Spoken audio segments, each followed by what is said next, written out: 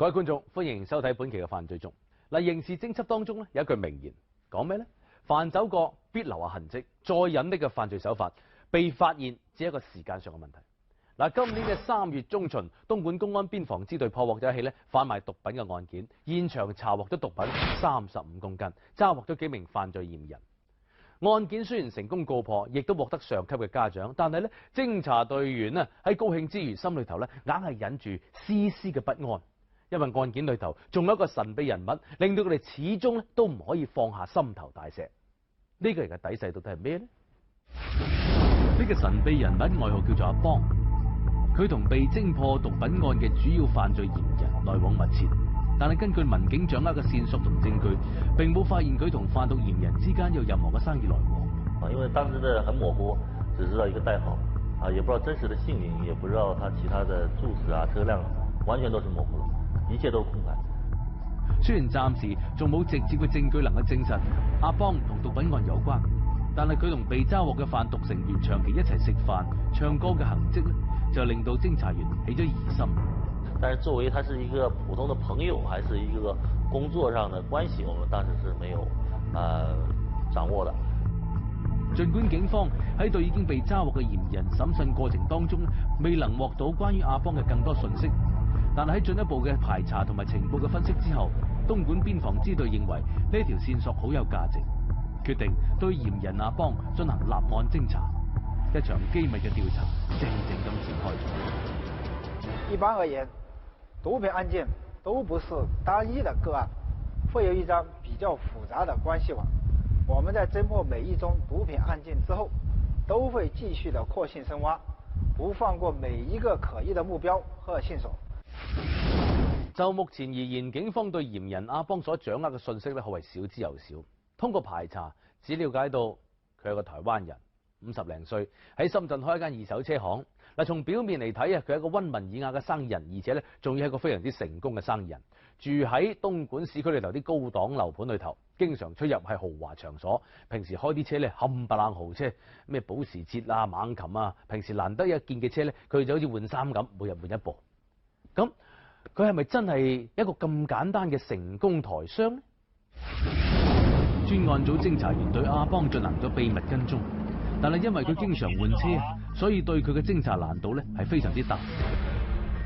他的話特徵特別明顯，豪車，包括這些保時捷、福特猛禽，這些比較好的這些改裝車，都是這個阿邦平時都是在用，而且他換車的這個頻率特別大，一會兒這台車出現在這個位置，一會兒他又是另外一台車出現在另外一個位置，而且的話，阿邦的朋友圈很多很雜。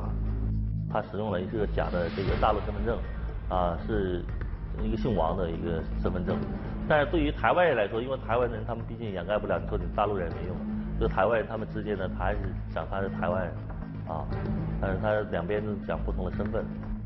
除此之外，警方仲查到阿邦居然用假嘅大陸身份證辦理咗結婚登記，用他的大陸的假身份證登記結婚，然後阿邦也是跟他在這邊買了房子，他幫他生了2個小孩，阿邦自己本身在台灣也有老婆也有小孩的，有2個小孩，大的那個小孩的話是3、4歲，然後由他女朋友的一個親戚，會送這個小孩去到虎門一個很高檔的一個幼兒園，可能像一個那種私人類型的那種很高檔的，然後他另外一個小孩的話還在一個哺乳期階段，幾個月才。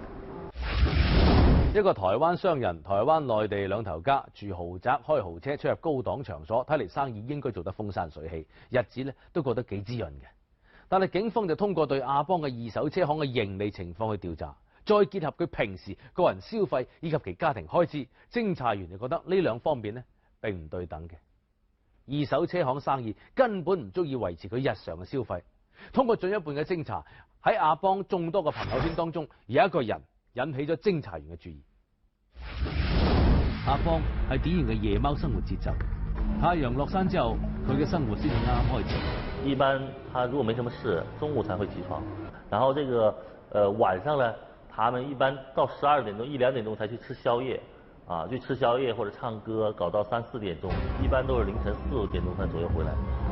喺阿邦越夜越精彩嘅生活當中，有一個叫做阿廣嘅人，顯得非常之特別。佢既唔做汽車生意，亦都冇正當職業，但係就經常跟住阿邦出入。發現阿廣這個人是沒有職業的，而且開了雷克薩斯，就感覺這個人既然沒有職業，他哪來了這麼這個經濟基礎？而且這個阿廣這個人長期出入高檔場所，而且還有另外2個人跟着他一起，他們3個人就開了3部車。他的一個同夥叫阿信，阿信的話他是駕駛一台寶馬3系轎車，然後阿廣的話他是駕駛一台那個黑色的凌志雷克薩斯，還有一台他們不是經常用的車，也就是一台銀色的豐田漢蘭達。又有寶馬又有雷克薩斯，3個人都沒有職業，所以這3個人就引起我們比較大的重視，重點就將他們3個人納入視線。阿廣等3人同樣係台灣人，但係因為佢哋都冇正當嘅職業，所以警方能夠掌握到佢哋有關嘅信息係非常之少，甚至連佢哋使用嘅姓名係咪真嘅都冇辦法確定。阿廣這個人對我的在我印象來看的話，就是有那種黑社會大哥的那種氣態，平時走路的姿態啊，包括叼煙啊，然後包括他的樣貌特徵，就是有一次偵查的時候，我有近距離的看到他，就可能就是開車這樣互相過，就看到這個人就是一臉兇相。但係跟咗一段時間之後，警方發現呢3人嘅行蹤咧非常之唔尋常。每個禮拜咧，佢哋都會頻繁咁開車往惠東跑，並且一般喺凌晨1、2點去，4、5點就翻嚟。而且3個人開了2部車，完全沒有必要開2部車的。3個人一前一後開2部車，這個更加引起我們的注意。他涉毒的嫌疑也特別，對我們來說也特別重視，特別是惠東，因為惠東涉及的毒品。無獨有偶，有一日凌晨，專案組跟蹤阿廣等人行蹤嘅時候咧，發現佢哋再次開車往惠州方向，咁啱得咁巧遇到交警查酒駕。然後當時就查到他，然後他是因為涉嫌那個酒駕，然後把他的那個身份信息登記到了，然後我們就通過那個大年山警方這邊就了解到他的真實姓名。喺獲取到咁重要信息之後，專案組分析阿廣一伙人好有可能係從惠東販運毒品去到東莞，然之後咧交由阿邦處理買賣，咁樣佢哋2個人之間一定有某種特殊嘅聯繫。隨後專案組抽調咗另一路偵查員對佢哋2個展開咗偵查，結果發現呢2個人經常喺茶餐廳見面傾偈，之後咧就一齊去到地下停車場嗰度。阿邦會將車開到阿廣的地下停車場，在地下停車場裏碰了一下面，很快的2、3分鐘，2個人就分開了。所以說我們當時就懷疑他的地下停車場裏面是進行了一種交易。為咗證實判斷，專案組民警對阿邦同阿廣繼續進行秘密跟蹤，希望咧能夠揾到佢哋進行交易嘅直接證據。果然啫，專案組發現阿邦每次秘密交俾阿廣嘅都係幾十萬甚至上百萬嘅現金。從我們這一個正常的做生意的角度來講，一是不需要現金交易的，第二，阿廣跟阿邦之間是沒有生意往來的，第三，我們還發現這個阿廣本身他們自己有吸食毒品的這個行為，所以我們認為，既然是阿邦給了錢給阿廣，然後我們就分析阿廣肯定是阿邦的上家。阿邦在給另外一個馬來西亞的老闆的馬仔，就是小莊，他交給小莊，然後他就不管，小莊的話再想辦法包裝之後再交給其他人，再銷往國外。順藤摸瓜，跨境販毒分子逐漸浮出水面，存在一個去隱蔽地方單獨見面的情況，我覺得這個比較可疑啦。乘勝追擊，最終就半路放棄收網，原因何在呢？所以他們肯定是有攜帶隨身攜帶的，他不僅是預防我們這個公安的這個抓捕，還預防了他們可以自飛的情況。跨境團伙瘋狂販毒，點樣可以一網打盡？敬請收睇《法案追蹤》播出嘅《富商逃票》。邊防民警經過1個月嘅摸爬同埋暗中調查，了解到阿廣同阿邦之間嘅關係來往，摸清咗阿廣等3人嘅活動規律，亦都釐清咗佢哋從事毒品交易嘅諸多疑點。咁要證實呢啲判斷，就需要一網打盡，揸捕時機如何選擇，就成為咗眼前一道難題啦。在毒品案件的侦办过程中，我们要充分地收集证据，不能轻举妄动，因为这些犯罪分子不仅具有较强的反侦查能力，而且行事狡猾，只有人赃并获、证据令确凿的情况下，他们才能认罪伏法，受到應有的法律制裁。由於嫌人交易毒品嘅時機非常之隨機，為咗唔放過任何細節，邊防民警對於呢一伙人嘅動向進行咗24小時嘅跟蹤。5月21號晏晝，阿邦同阿廣又喺地下停車場嗰度秘密碰頭。當時交易了5公斤的毒品，這個5公斤也就是阿廣所提供給阿邦的一個樣品。第二日中午，阿邦同阿廣又喺茶餐廳度見面啦。睇嚟買家對琴日攞到個樣本非常之滿意。佢喺茶餐廳傾咗個零鐘頭偈之後，就各自開住自己嘅車離開咗。當日傍晚，偵查員發現阿邦喺附近嘅銀行度攞咗大筆現金。阿邦就到了阿廣的住處，去交了2袋子的這個現金，我們分析有幾百萬。關於這個錢呢支付的情況來看，我們認為應該是馬上要進行交易了。隨後偵查員發現阿廣離開之後，馬上就帶上咗自己2名馬仔開車往惠東方向。但是我們也是存在一個問題，就是他只是去交錢呢，要不要拿毒品回來，這個我們還不知道。也是，所以我們也是先實施抓捕的準備吧。大約3個鐘頭之後，阿廣3人再次翻到東莞，但係呢次呢就唔係翻長安嘅屋企，而係直奔虎門。我們另外一個跟蹤小組發現阿邦當時也往虎門方向走，通過這2個人往同一個方向走，我們認為他這個是應該進行毒品交易了。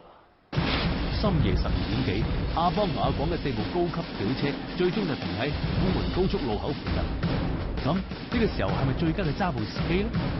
還是考慮現場的抓捕難度太大，一個也容易造成周圍群眾的傷亡，或者是他們幾個人都駕駛了4部車輛，對我們抓捕或者他們駕車逃竄、駕車撞擊我們執法人員的這個可能性極大。幾個嫌疑人選擇喺高速公路路口附近進行交易。呢度4通8達嘅交易環境之下，如果嫌疑人一旦發現有異常，開車逃走，咁樣揸捕嘅難度咧可想而知。而且佢哋開嘅都係頂配嘅豪車，甚至改裝嘅車輛，警方啲車輛根本係追唔到佢哋嘅。如果佢哋走甩咗，咁辛辛苦苦將近半年嘅偵查工作咧，就全部係白做㗎啦！一定唔可以俾呢啲人走甩。專案組當即決定暫時唔進行揸捕，繼續追蹤。凌晨2點，交易完畢之後，阿廣就帶住一個馬仔翻長安，另外一個馬仔咧就翻到南城住處，而阿邦咧就帶住買家去到後街一間 KTV 度唱歌。把車停在樓下，我們偵查員在下面看到他們2個人把車一前一後把2部車停下來，而且互相打了招呼，很開心的樣子，那我們就覺得估計是交易成功了。偵查人員馬上對車輛進行咗暗中嘅查看，因為我們專案組在他們跟蹤之前，出發之前當然車是空的，而他回來之後，車中已經多了9個大的旅行袋。通過強光手電，透過窗戶看到他那裡面的話，有大宗的大袋的東西，用黑色的袋子裝着，而且數量是比較多。我們當時就判斷他這個毒品必須要等他來拿這個車，因為也考慮到他有可能不認，他就說這個車不是我自己的，就必須要等到他上車，他來拿這個車的時候才抓捕。等了多長時間？他果然下來了。等了接近1個小時。專案組決定馬上開展收網，並喺長安、後街、南城組織警力開展揸捕。當日凌晨3點半鐘，當阿邦同買家唱完歌翻到汽車度嗰陣，被揸捕民警現場抓獲。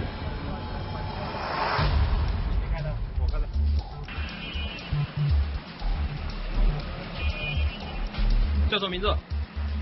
林俊南。啊？林俊南。林俊什麼？南。林俊南，哪裡人？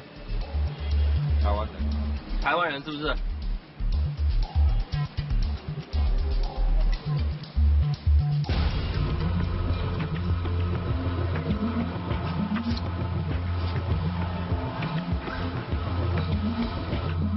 當場喺佢駕駛嘅汽車當中咧，查獲咗疑似冰毒9大袋，重達225千克。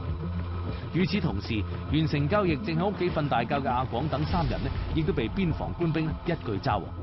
當時的話，我們的偵查員就化妝成這個物業的保安，直接去敲門，就說這個他房間有漏水，然後當時他的女朋友已經起床了，他女朋友來開的門他就說跟他說這個有漏水的話，他就把門打開，然後我們掩護在這個後面的這偵查員就衝上去。不動，不動，不動啊！公安，不要動，不要動啊！公安不要動，手銬，上來。好，馬西，做得對，沒錯，就他。不要轉，不要動，不要有多餘的動作。你為什麼違禁物品之類？邊防官兵喺嫌疑人住所裏頭查獲咗毒資52萬，國外製造嘅手槍1支，子彈33發。至此，5名涉案人員全部抓捕歸案。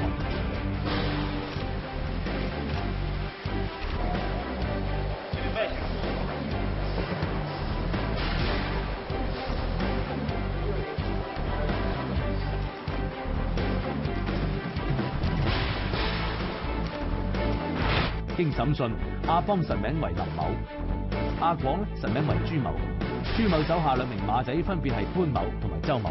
5名嫌疑人對販賣運輸毒品嘅犯罪事實供認不諱。你因為什麼事情被公安機關拘留，涉嫌犯啊？你承認你有這個販毒的行為？承認。等一下，你總共有參與過幾次這種販毒的行為？總共分是3次。3次。你說一下你有幾次那個運毒的行為？4次。4次是吧？